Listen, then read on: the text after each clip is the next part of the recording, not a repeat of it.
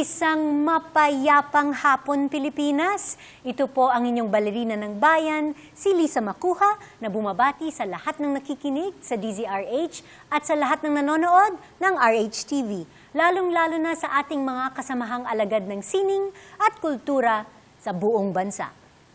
Tulad ng ating sinimulan noong isang linggo, patuloy pa rin tayo sa ating Art2art Holiday Specials. At ang tema para sa seryeng ito ay ang mga legends of popular culture.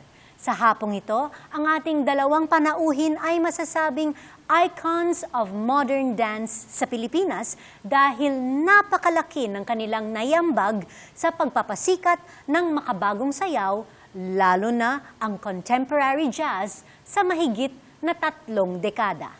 Kaya't huwag kayong aalis, samahan ninyo kami sa kalahating oras ng masayang kwentuhan kasama ang tanyag na dancers, choreographers at dance educators na sina Terry and Lali Aldeguer, the Aldeguer Sisters.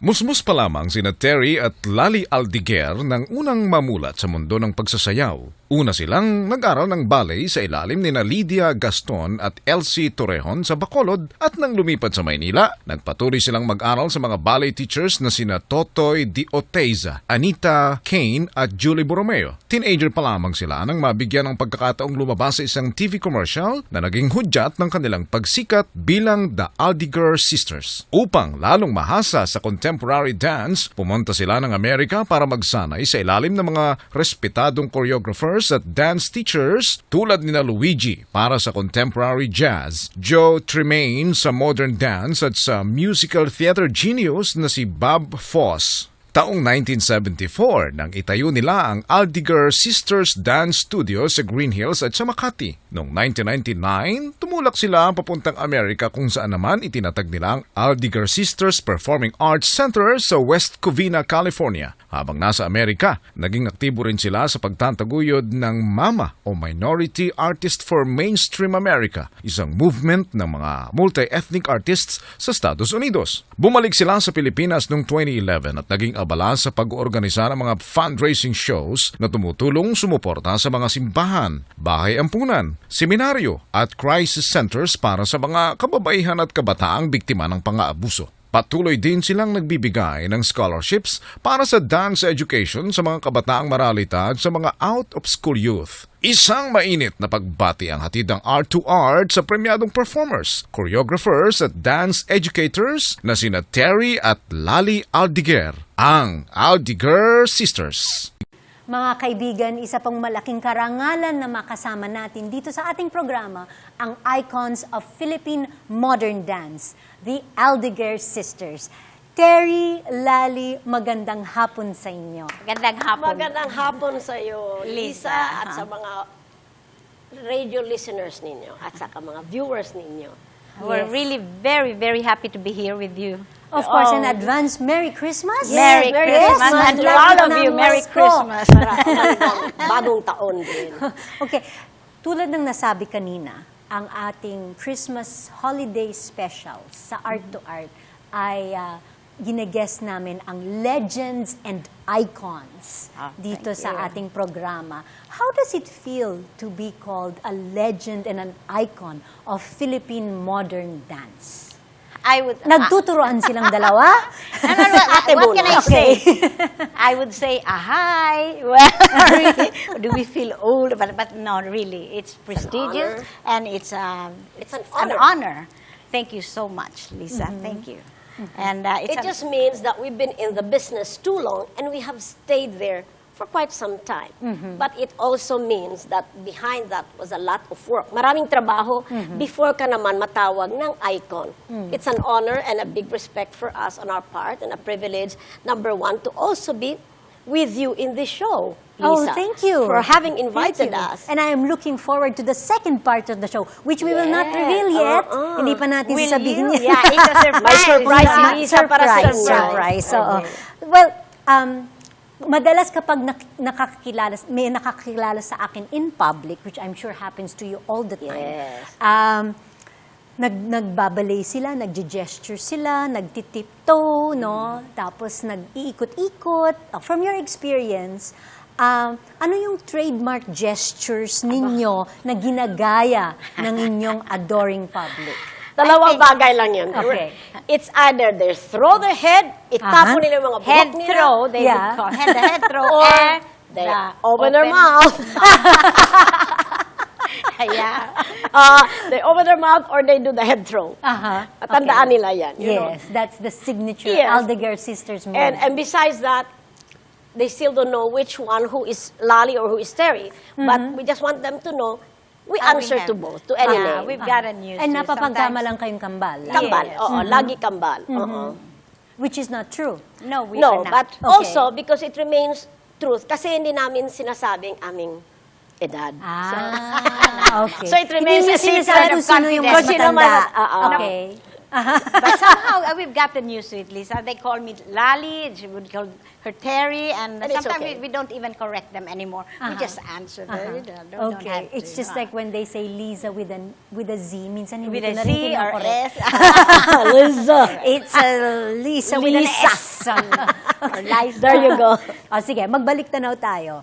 Rewind.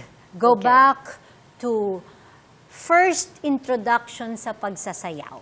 First ballet school Yes. or dance Yes. school? No, ballet school, we started with Lydia Gaston. That was Lydia still Gaston. Bacolod. In Bacolod pa Bacolod, rin yun. yes. So we started very young because mom was always, our mother being a Lopez, in the Lopez side. I'm sure you've heard of the Lopez Cabayaw and all that. Yes, We're sort of they're all related. very musical, so- So my mom encouraged us to take dancing. We started with Lydia Gaston. And from Lydia Gaston, there's also Elsie Torrejon in From Bacolod. there, we came over to Manila and we took up classes with the late Tita Totoy Oteza. Yes, Who was one of the really... You said you Anita started Kay. very young. At what age did you start? Oh, we started at the age of 6, 5. Six. Yes. 6 years old. I started dancing first, then Lali came. That means she's stronger. Ayun. Teka muna, nabibisto na. Slip of the nabibisto tongue na. yun. Slip of the Yes. tongue. Okay. And So then we- Anita came, and then of course, let us not forget, we started from ballet. We really concentrated on ballet first. Then after a while, we diverted and started doing jazz and modern. And during those days, that was like From, blasphemy for us to do jazz. No? Kasi Julie Borromeo.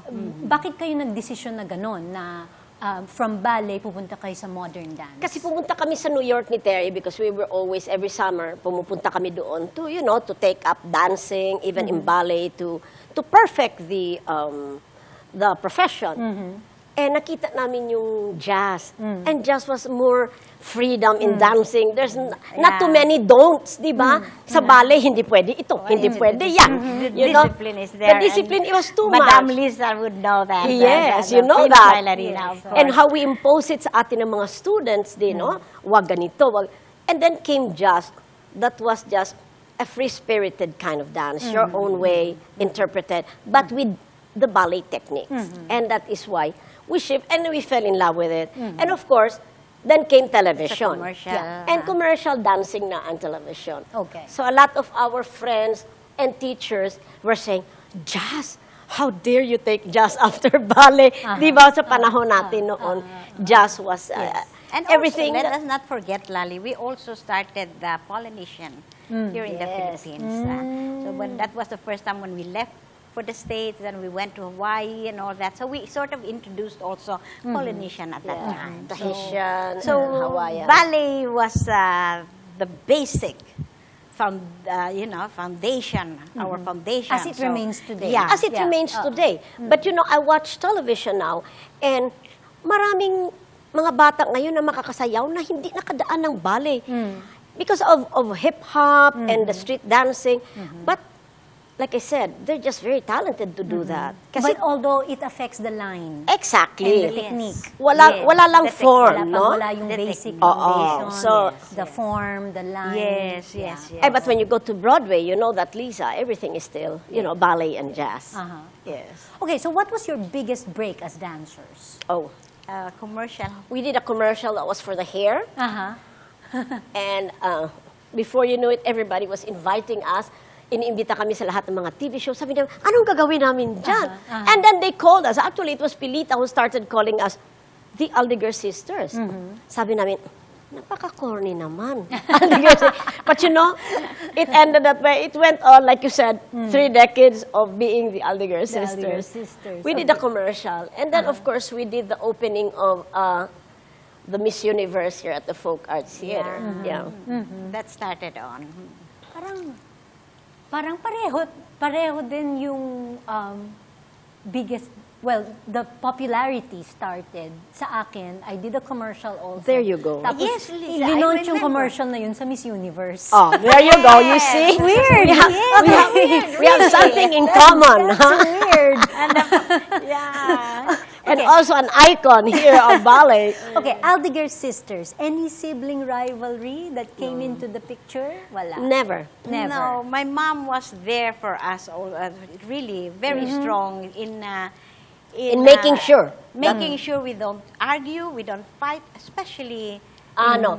Ito lang, especially Lisa. money when it comes The to only sibling fights that we have is because she wants me to turn 3 times. Ah, okay. And I can only do turns 2 times. Okay. No, that's not my, it's not my forte. Diyan kami nag-aaway. I guess I took ballet longer than she did. So gusto niya mag-ikot ng 10 She would beses. socialize. She would always prefer to go on parties and all that. Mag-jazz naman, I want to kick on my left because it's higher. And she wants the right. So doon lang ang amin argument all the time. And Bakit? Dahil lagi So kayong, finally, but you always had to be a mirror image Precision, of each yes. other. Oh, yeah. It was Oh, precision. yes. Uh-huh. we don't know what it is, Lisa, to wear dresses. Kasi pagising namin, naka-tights na. I'm sure that's your life too, you know? Pagka 5 o'clock, change na. Showtime. Costume na. So, until now, it's very hard for us because it's still what we do. We still work out, we still go to the gym. Kasi as dancers, hinahanap ng katawan namin. Yes. To the exercise. And thank God, that's why I guess, because of our dancing, thank God we're still strong. And healthy. The discipline, That's it true. paid off. That's Lisa, true. it paid off. It keeps just you like fit. athletes. It's and so all great that. to have a job that keeps you yes. fit, The right diba? food, clean life, clean lifestyle. Pero, paano nyo hinahati ang trabaho when you do like a choreographer? Who's the choreographer? So Who's the... finally, that's what happened. So not to argue. What's the dynamics? Yeah, because the music sometimes Yeah. she does. And so I said, Lali, so we don't argue. You take care of our costumes. I will wear anything you want me to wear. Okay. But you will dance exactly what I would want you to Ngayon, alam mo kung sinong ate, I will ha? choose the music. Alam mo kung sinong ate. I'll do the choreography and do exactly what I will really. So that did it. That was so good. Yeah, so it's fair. Alam nyo ngayon. And then you mentioned earlier that you went to New York for training. Oh, So what yes. was that like, training with Louis? Oh, my God. With the legends, Bob Fosse? Bob Fosse, and then Wow. Luigi. Luigi. Luigi, we And met then- him personally. And then Joe Tremaine. Joe Tremaine. Tremaine was so good. The only thing I could understand, the Asians were all, the 2 of us, were the shortest in the group. Sometimes. Kasi all of them were tall. And I will never forget, and because we were very shorter than the rest, therein I would really exert more and give more. What is this? And project more. Yes, forward. syempre, kailangan. Until, Until we noticed somehow. Thank and, God for that. and Luigi would can we have those 2 Asians here, please? And he started liking us, and we went on, and really he taught us many, many things. No, Yes. good We technique. became friends, actually. Yes. And I guess we dance from the heart. Yeah. It's different, Lisa. Iba talaga. You can be technically really good kicks Yeah. and all that, but if you don't really... Passionate. if you don't... It like... When you sing, it's the same thing. When you perform, it's from the heart, And I think that's what also... Yeah. May it be a free show, may it be a paid show, maybe... There you go. It's It was the nothing. same level. Yeah. So sometimes we would laugh, libre ito, ha? Ang kick natin, hindi na mataas. 45 degrees na lang. Just for, But just for never. fun. But it never, really never happened. We would always be, even in our rehearsals in the States, we would have shows and we would hire professional dancers. And when we would teach them, they would mark. And we never mark our steps. Yes. We're always, even if we're learning the steps by, we do it performance level, and they could never understand that. Sila, once they know their steps, doon na sila mag-performance at the end. Until, I think that's what we taught them, Yes. Ganyan naman talaga ang description ng mga Pinoy artists. Yes, I know. Parang ang bawat performance o ang bawat rehearsal parang huli na. Oh, parang diba? huli na, It's like the last yes. performance or the last Yes. rehearsal of their We lives. give our Talagang all. And to let give you know, na give Lisa, lahat. we have never missed your show. Oh, Oh, yes. We're always yes. to appreciate until now. Every time it's Lisa. Salamat. We will be there. We'll drop everything to watch. Thank you, thank you. We are your fans too. Salamat. Marami pa po tayong pag-uusapan kasama ang Legends of Philippine Modern Dance, ang Aldeguer Sisters. Dito pa rin sa Art2art. Magbabalik po kami pagkatapos ng ilang paalala. Programang hatid ay sining at kulturang para sa lahat. Magbabalik ang Art2art. Schedule ng mga inaabangang konsyerto. Update sa mga magagandang panoorin sa mga tanghalan at teatro. Narito na ang Art2art Calendar. Narito ang ating Arts Calendar. Sa pelikula, inihahandog ng City of Taguig, Cinema Manila International Film Festival Foundation at ng SM Aura Premiere, ang 15th Cinema Manila International Film Festival. Ipalalabas ang mga pelikulang tulad ng Iloilo mula sa Singapore, Neighboring Sound mula sa Brazil, The Missing Picture, Cambodia, In Bloom, Georgia, Winter of Discontent mula sa Egypt, Heli ng Mexico at Transit mula sa Philippines na maaaring mapabilang sa Best Foreign Film category ng Oscar Awards. Ang SM Aura ay matatagpuan sa McKinley Parkway Corner 26th Street, Bonifacio Global City, Taguig. Sa sining biswal, magbibigay pugay ang eskultor na si Dudley Diaz sa mga imahen na mula sa mitolohiya sa kanyang panibagong exhibit. Kabilang dito sina Halia, ang Masked Moon Goddess, Bakunawa, ang Moon-Eating Dragon, at Bululeros, isang hybrid demigod na nanggaling sa kwentong Ifugao at Greco. Ang mga obra niya ay gawa sa kahoy, bronze, alabaster, marble at clay. Pinamagatang Recurring Images.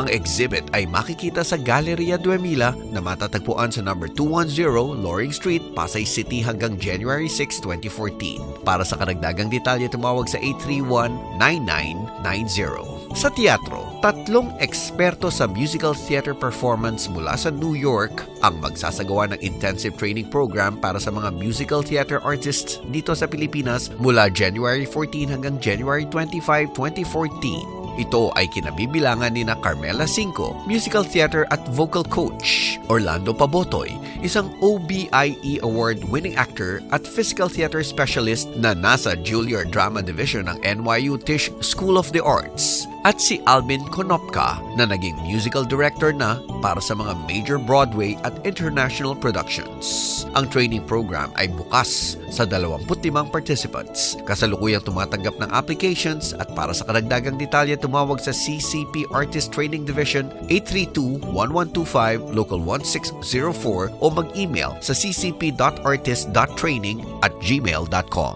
Usapang sining at kultura para sa lahat. Kasama ang balerina ng bayan, si Lisa Macuja. Art2art. Kasama pa rin natin ang walang kupas na dancers, choreographers, and dance educators na sina Terry at Lali Aldeguer. Okay, matagal kayong nakabase sa Amerika. Bakit ninyo naisipang bumalik sa Pilipinas 2 years ago? And are you home for good? Will you take that? Well, yes, we're home for good. Finally, you know. Okay. It was not planned. We left with the States because of my mother, who actually some of our family are in the States. But then she decided to go there, and we finally it just happened so fast. We saw ourselves in the States and invited by the consulate there, and you know, and we did some shows there. And I went to the States first, then Lali followed. And we put on and then there was a You request. opened the It was Aldeguer a need. Sisters Performing Performing Arts Arts, Center. Yes, Yeah. and And it went on because I don't know. We did. First, it was very small, and before we knew it, my God, Lumaki We na never lumaki. realized, Lisa, that Uh-huh. you know It was our based in we California, had a right? lot of Yes, yes. we had a lot of fans there in the States, and so they'd bring around their kids, Their and children, yeah. their children. Terry, come on, before we know, I said, we But have you to know, there was open this the dance parents studio enjoyed here. it because we did not just teach; we mentored their children. We are mentors, and there was a lot of discipline. And you know how Filipino Americans they didn't know where to go. So a lot of them we would train for people that would audition. So we were able to bring a lot of students of ours to mainstream, and that was also our main point. Yeah. That we have to be good to be able to get to where we want to go. There's Broadway, there's a lot of competition around. And it's And not... besides, our performing arts became the second home of these kids. So, Yes, yes. They were comfortable. The parents were happy that they're there instead of going somewhere else. Yes. So they're there in discipline. You know, this So kind of profession, we have had- kept the children off the streets. Yes. Because of the discipline, they're not allowed to go. we had Mauling, very monkey good, big business, support from drugs, and Yeah. you know that. and very good support from the Yes. Filipino community in the States. And the consulate, yeah. And of course, They you've worked miss us with- until now. They kept Yeah. on calling us. Terry, what are you Back. coming, Lali? Come on. I So, said, well, do you still perform, or are you mainly mentors and teachers and choreographers We now? only, the nice thing now is that we perform, and it's always for a cause. Most of the time, it's to raise funds for churches or for a good cause to raise funds for, and we're always there. We have we have an event company, and it is really more for production, and we do choreography now because right now we still don't have a dance studio here, and I don't think we'll open a dance studio for now. it's not easy, Lisa. It's not easy. That's true. We've done that for so many years. Wala and, you namang know, madali sa profesyon natin eh. Oh, walang madali. Tama. Kasi physical tayo, no? Mahirap. Hindi tayo pwede maka-gain weight, hindi tayo pwede maka-ganito. Ay, Iba ang disiplina. And the At- discipline you At give iba, up. syempre, pag tumatanda na. Oh, yes. Ang tuhod. Ang tuhod, ang tendonitis, Oh, yes, yes. ang mga injuries. Ayun, mga injuries. Yes, yes. Kaya pareho kami mga But you're very young. I mean, we have, at this point, we're really slowing down also already. Well, yeah, and dancing, choreographing, teaching for more than 30 years. Can you give us a list of the local and international celebrities that you've performed with and and So many. I Parang- will never forget when we performed with Leslie Adams for the Miss International. She saw us pacing and she asks, "Are you nervous?" We said, "Of course we're so nervous." He says, "Then you're a professional because only professionals gets nervous because you know It's normal. perfection ang kailangan sa atin." No? But the moment you're on stage, Lisa, it's You know that. what a course, wonderful yes. feeling. Pero And before is that, what talagang we really miss. nervous yes. talaga, we no? Yung parang nobody can talk to you. You have to get into character, and they don't understand. Some people don't understand that. And so what is the secret to your longevity? Loving our profession and loving people, not hating people. Siguro wala kaming masyadong grudges because we look at things positively. Yeah, always. Yeah, No. well, of And course, also you know. being the studio, being with the young. with the young ones. You so get their cannot- energy, di Yes. ba? Oh, yes. Pagdating mo that's sa bahay, true. patay ka. You but have to it's have the that energy. love. You have to love yourself, Lisa, to be able to share that love, especially when you're dealing with children. Yes. You can discipline them, but they know, if they know and they can feel that you have, That you love because them. it's for their own good, and that love for this for every person and for every child. I mean, you know, they can take any discipline from you. So I think that is, until now, we really have that. Yes. And the love for dance. And for Oh, love. love for dancing. all Love the and way. be passionate about it. So at the end of the day, how would you like the people to remember the Aldeguer sisters? Sister? We're a team. We're still a team. And we're still dancing. The sister act.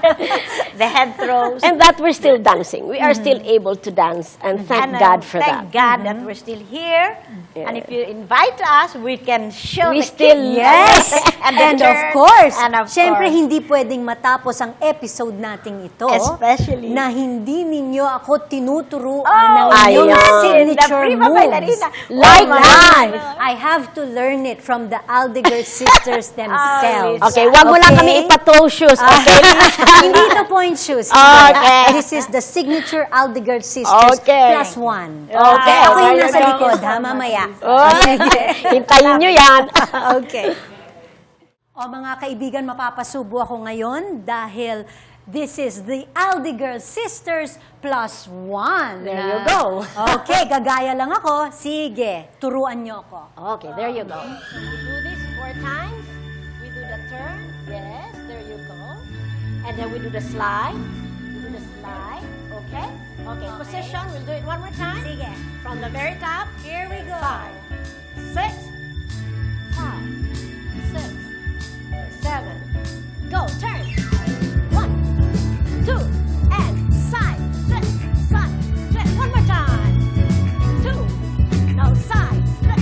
Now cross, right. Now kick high. Woo! And back turn. Front, now back. Now an Aldeguer head throw. Ay, tatagalin ko yung ponytail ko.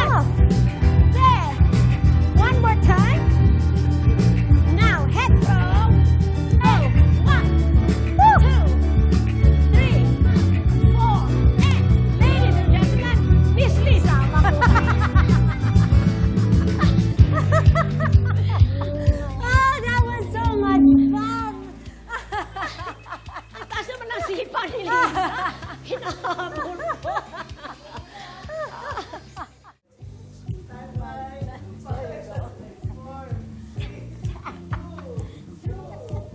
Maraming salamat sa pagbisita ninyo sa amin. Terry and Lali, isang malaking karangalan para sa aming programa na makasama kayo dito sa aming hapong ito. Lisa to be here. Napaka-espesyal talaga nitong Christmas icon, holiday special. Merry Yes! Christmas to you. Sama ulit sana, Lisa. Everybody. At na yung buhok ko, Yes. head, There you go. head, There you go. head, yes, yes. Hanggang sa susunod na linggo, samahan ninyo kami ulit dito sa Art2art, kung saan ang usapang sining at kultura ay para sa lahat. Ito po ang inyong balerina ng bayan, Lisa Macuja, nagpupugay sa artistang Pilipino.